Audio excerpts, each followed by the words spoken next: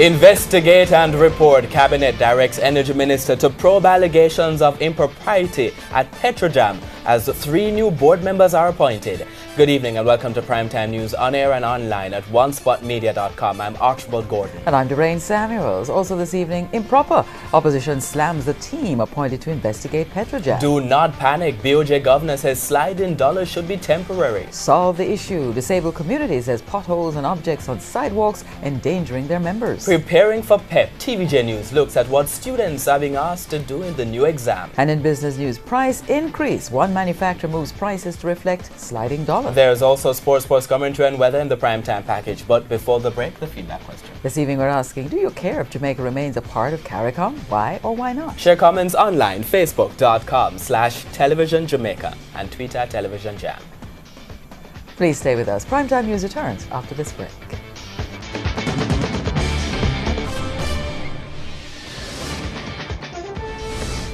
Welcome back to Primetime News. And a special welcome to folks on onespotmedia.com. Up first this evening, a new development in the controversy surrounding the state-run oil refinery Petrojam. Petrojam's senior management and the permanent secretary in the Energy Ministry have been summoned to attend next week's meeting of the Cabinet to respond to allegations of mismanagement at the oil refinery. This comes even as Cabinet announces the appointment of new Jamaican board members following the resignation of 3 Petrojam board members. TVJ's Vashon Brown picks up the story. Energy Minister Dr. Andrew Wheatley was absent from the House on Tuesday, where he was expected to provide answers to questions about the operations of Petrojam, matters surrounding the entity's hiring practices, how it spends its money, and a high attrition rate have dominated the news in the last few weeks. Now Cabinet says it wants answers. At its meeting on Monday, it directed the Cabinet Secretary to ask his colleague in the Energy Ministry to prepare a report which should address the various allegations. A release from the Office of the Prime Minister said the report is to be ready for the next meeting of Cabinet. That could be as early as next Monday. These developments come as Cabinet approved the appointment of new board members, Paul Hu, Rosie Pilner, and Wayne Powell. They replaced the 3 Jamaican directors, Percival Badajoe Singh, Richard Creary, and Harold Malcolm, who resigned recently. Richard Creary, in his resignation letter dated June 18, said the board had not met in the last 9 months due to the unavailability of the Venezuelan directors. He also admitted to being unaware of most of the issues that were raised until he heard them in the media. The opposition is concerned. The board not meeting even, say, 3 months, 1 quarter, that would be cause for concern because it means that the organization is without oversight. And that's the reason why you have a board in place, to provide policy guidelines, to provide oversight, to make sure that the things that ought to be done are being done.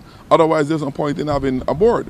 Mr. Jackson also argues that the resignation of the 3 directors is only a step in the right direction, but this does not go far enough in addressing the corruption and deepening crisis at the nation's oil refinery. If there was oversight, that oversight is very deficient, and I dare to say the height of incompetence.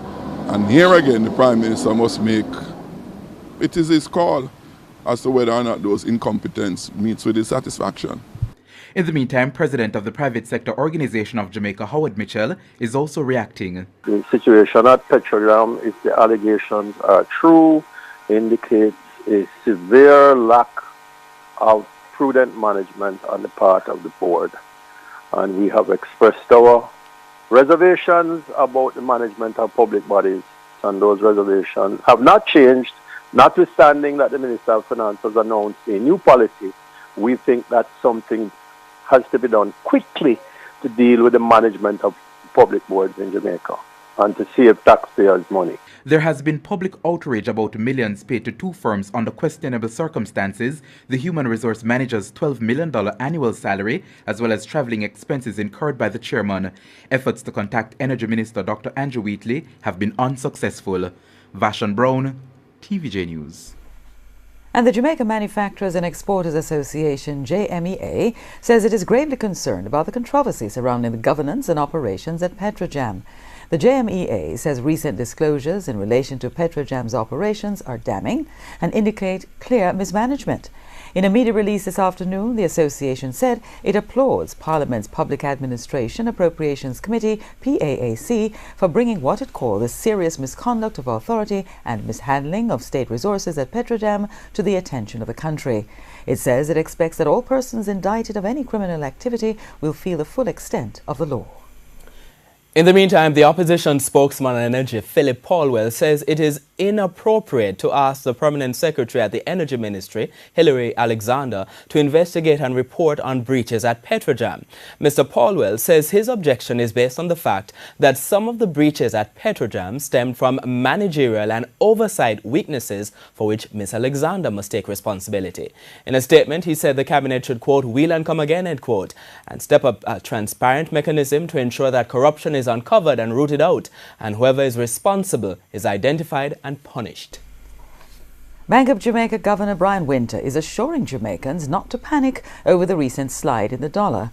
Mr. Winter, who is on a road trip in the United States, took time out to tell the nation everything is under control. TVJ's Dashan Hendricks reports.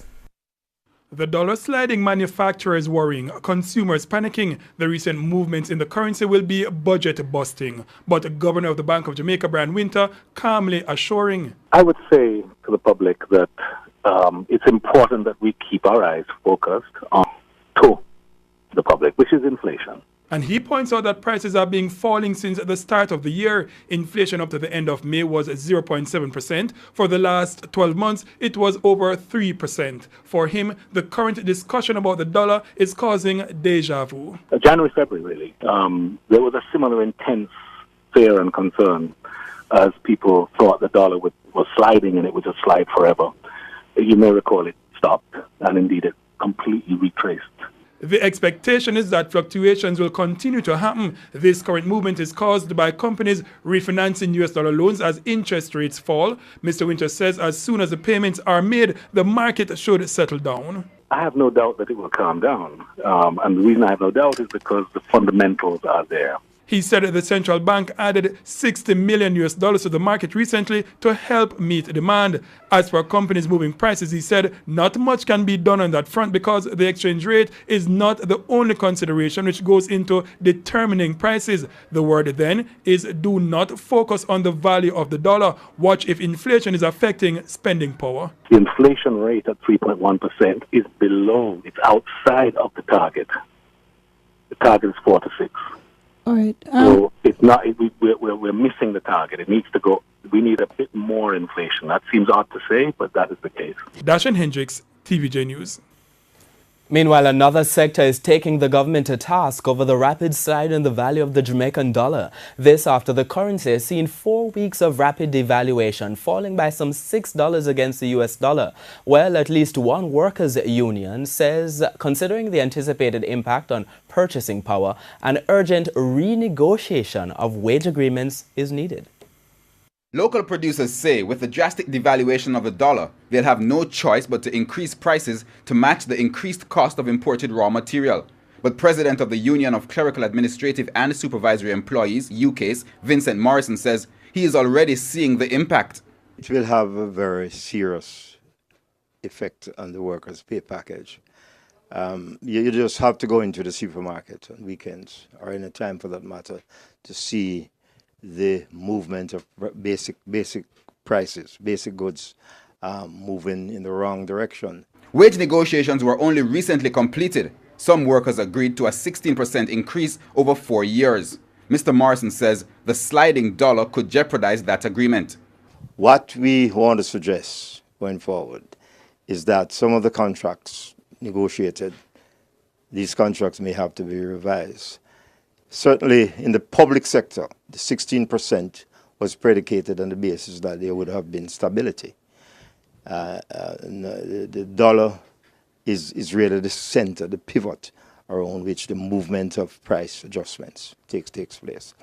And we are looking on that, we are examining that. We hope that we can get a meeting with the Ministry of Finance so we can discuss that situation. We put that argument to economist at the University of the West Indies, Mona, Dr. Andre Horton.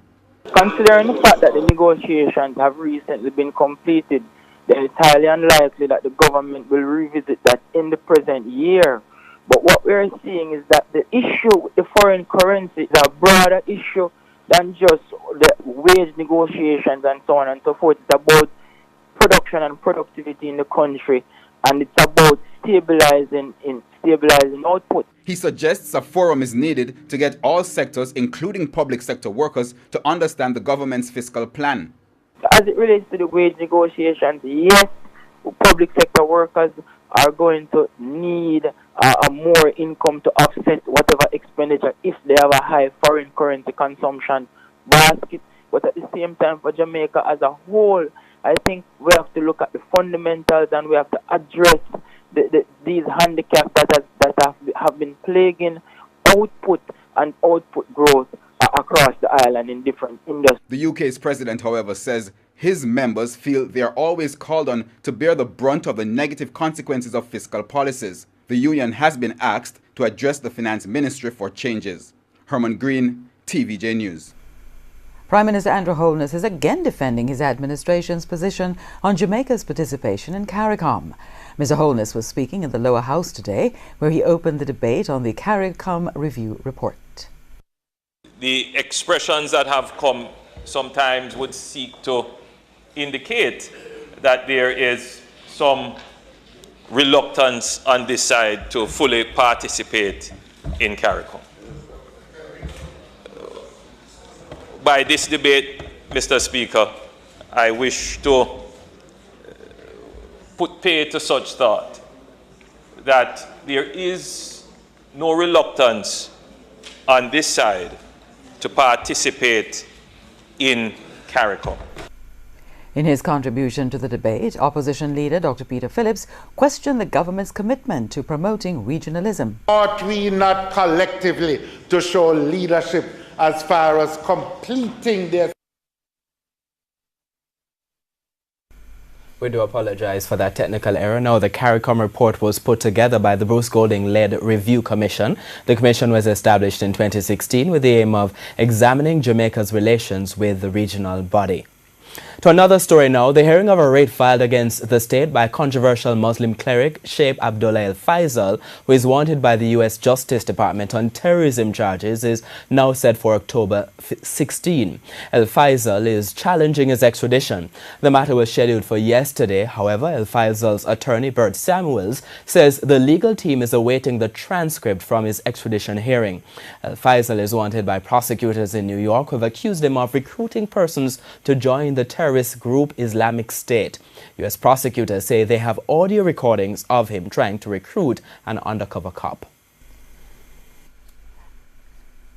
Chief Engineer of the State-run National Energy Solutions Limited, NESOL, Lawrence Pommels, and his co-accused 32-year-old mechanic Ricardo Harris were refused bail this afternoon when they appeared before the St. Catherine Parish Court on money laundering charges. They are scheduled to return to court on June 26. During today's bail hearing, prosecutors strongly opposed bail, claiming that the men are considered flight risks, especially Mr. Pommels. They argue that he is financially well off and, if granted bail, could interfere with witnesses in the matter. Mr. Pommels is accused of offering $20 million to bribe investigators following his arrest. His attorney, Christopher Townsend, dismissed the claims by prosecutors, adding that his client will not interfere with witnesses employed to NESOL.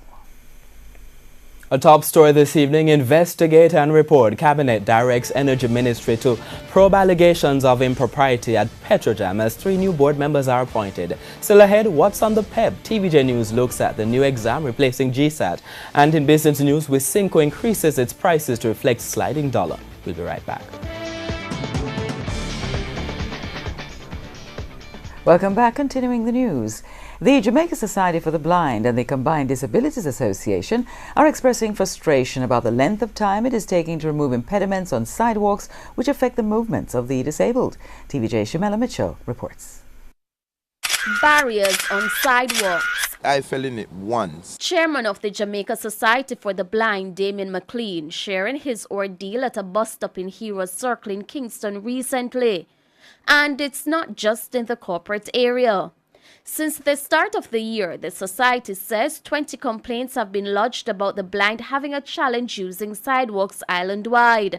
Although the figure is lower, the Combined Disabilities Association for this year, just 6, Chief Executive Officer Gloria Goff says last year there were far more complaints, 18 in total. Ms. Goff says despite a reduction in complaints, the problems still exist. The placement of items on the sidewalk, vehicles being parked on the sidewalk, stalls on the sidewalk, and it poses a challenge because persons now have to walk into the road, and sometimes going around a vehicle that part of it is on the sidewalk and part in the road can create serious accidents. And they have very little hope to no hope of having the problems fixed. The fact that the powers that be, when you report these challenges, it takes quite a while for the problem to be solved. To be fair to the NWA, there are times when because we write to them regularly, we lobby them often, they will respond, but it is very slow. That's the problem. The holes seem to be popping up faster than how the NWA can repair them. The National Works Agency, which is responsible for sidewalks on main roads, says it doesn't really have a budget to fix pavements. Spokesman Stephen Shaw told TVJ News that sidewalks are generally given attention under special programs such as JEEP. Meanwhile, Mayor of Kingston, Delroy Williams, has ordered a technical team to fix the potholes around the Heroes Circle. I'm going to ask the engineers, and the acting city engineer is here. I'm going to ask him to deal with it immediately. I would say this is an emergency.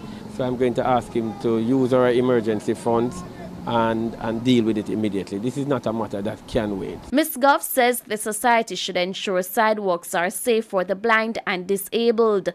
At present, there are 103,000 blind persons registered with the Jamaica Society for the Blind and 4,000 with the Combined Disabilities Association. Shamela Mitchell, TVJ News. Residents of 2 communities in eastern Portland are this evening taking issue with an unfinished water improvement project that they say has left them without piped water and with bad roads. The people say the project should have been completed over a year ago and the roads resurfaced, but they're not pleased with the delays. TVJ's Krista Campbell has details. Rainfall in Sherwood Forest and Zion Hill, Portland is a welcome relief for residents, not so much because of the summer heat, but more so because of the precious commodity itself, water, which residents say has been lacking in their pipes for the past month, and this despite a water improvement project in the area. Rainfall we have to wait for, and if rain don't fall we don't get no water. But we get the understanding so the pipeline them run so bust up. So we don't know what go on. Trucking water to the affected areas is also an issue. Water Commission already now says that their trucks are, and they have not been delivering for the last couple of months as far as I know. And there's not been any move to rectify or to remedy that situation. As for the old tanks in the area, residents say they do not supply water to all the communities nearby. Because salt water in a tank, and in a supply the district, it's go off for the air. The 2 tanks that are here are supposed to be storage tanks. They are old, they are rusty, they are leaking, and the efficiency of them is in question. Now, if the water comes up at some point, how is it going to be stored? We are asking the Water Commission to immediately acquire the tanks in lieu of or waiting on the road to be reinstated. While residents depend on rainfall to address the water issue, they note it's also worsening the estimated 1.8 kilometers of roadway which has been damaged because of the pipe laying. Last day by day, it look nasty in the square up the top there. And the community have to get together and get some cement and them thing there and do a little thing for a neighborhood look back neat. When you reach a certain corner, you see a truck coming, because we have a lot of trucks that carry malt from up here because we have a big malt pit. They would have to squeeze, reverse around corner to find somewhere suitable to park in order to let the truck through. When 2 cars are coming from the opposite side, it's very difficult to maneuver. And some people are a little bit scared because they're not good at reversing, and this become a challenge for some of these people. The National Water Commission says it's not responsible for the water improvement project as it only did pipe laying work in the area. Acting Corporate Public Relations Officer Karen Williams says the NWC and the National Works Agency, NWA, are responsible for reinstating the roads which were dug up to lay new pipes. NWA Communication Manager Stephen Shaw says work should begin by as early as Tuesday to prepare the road surface for the laying of asphaltic concrete. But he says the road will be done in sections. Krista Campbell, TVJ News. Meanwhile, Councillor for the Ferry Hill Division, Darren Wood, says a lack of rainfall over the past few months is to be blamed for the lack of supply. He, however, says water was trucked to the area on Tuesday.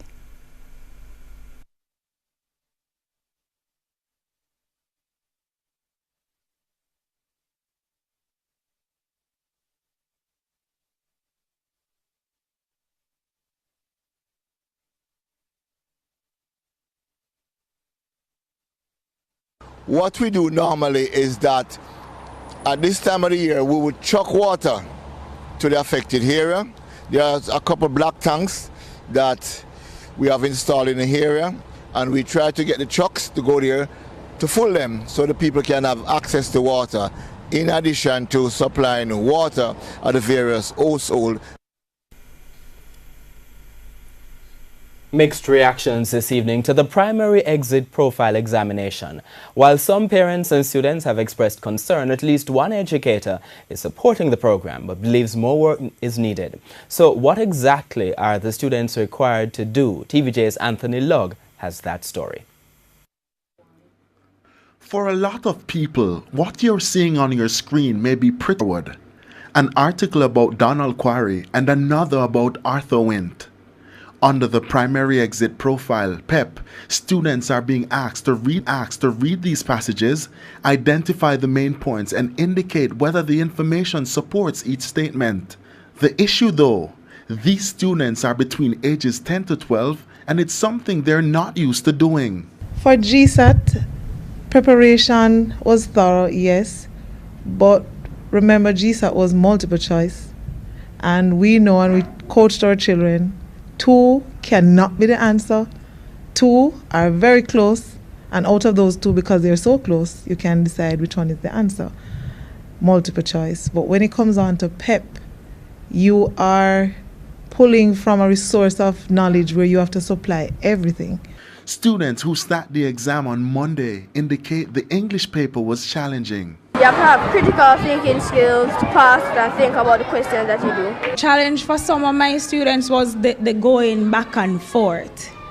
While it is that they were taught how to do research and they've done this over and over, some persons are just not independent enough. And it's not just a challenge for grade 5 students. On Tuesday, we took to the streets asking adults to read the article and identify the main points. The challenge that I faced while reading it was a bit lengthy and wordy, and I had a difficult time kind of going through what the main points. So for example, I'd have to read it. The first time I read it, I didn't quite get what it was saying, so I had to read it more than once. Principal for the Wolmer's Preparatory School, Janet Howard, welcomes the exam but believes in order to get the desired results, it will take a collective effort. The preparation has to be more thorough. Parents have to be more involved in terms of the critical thinking. So no longer you supply the children with all the answers. Everything at home, even cooking, getting the children involved is a part of the curriculum. It's helping them to think critically. Anthony Lugg, TVJ News. Goat farmers in St. Elizabeth are expressing little hope in the police in tackling the issue of prairie larceny. The farmers say within the last 5 weeks, over 20 heads of goats have been stolen, and to this day, the police can't get anywhere with the investigations. TVJ Shamela Mitchell reports.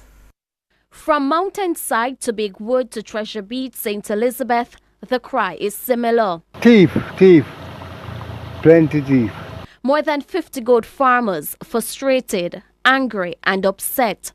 Thieves have been denying them the benefit of their livelihood. When we get up in the morning, we go tie them out. Not even one. The only thing we see was the 2 kids. I cry. They take away everyone. All we see was 3. They just cut off the rope and gone with them. Less than a week, then thief one big one, value about 60,000. 3 with me. I mean, no, say the 3 with me. a value over $30,000. Yeah, because okay, how smaller maybe money depend them. Well, the mother goat now you may get one mother goat like 5,000, 4,000, 6,000 in them region. It's very hard. So what was your plan having those goats when you're having those goats? It always pay my daughter's school fee and bus fee.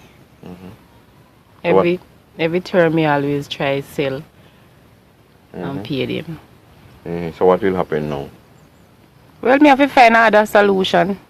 The farmers say they feel it is pointless to make reports because the police do nothing. Have you reported to the police? No, sir. Why? When me check it out, it never make no sense. Whole part time but no help, so it don't make sense. The police declined an on-camera interview but said the reports they have received are still under investigation. They encourage farmers to get them involved, while pointing out that despite the cries of theft, they are not seeing an increase in reported cases. Shamela Mitchell, TVJ News. And time now for the responses from our friends on Facebook and Twitter. And Archie is at the smartboard. Thanks, Lorraine. Here's our question this evening. We're asking, do you care if Jamaica remains a part of CARICOM? Asking people to explain why or why not. This person says, the only thing I care about is the day when all Jamaicans can afford a cost of living and our paycheck is attractive. CARICOM ain't helping ordinary Jamaicans, so I could care less. Second comment, considering the fact that we were in debt while being a part of CARICOM, does it matter? Third comment, yes, I care because as a country we need to unite with our neighbors, but in terms of what is expected of being neighborly, it is not happening. And a final comment for this section is yes, we should remain a part of CARICOM because we can benefit a lot by uniting with our neighbors. Keep your comments coming on Facebook and Twitter, facebook.com/televisionjamaica and the tweets to @televisionjam. Business news and news from overseas after the break.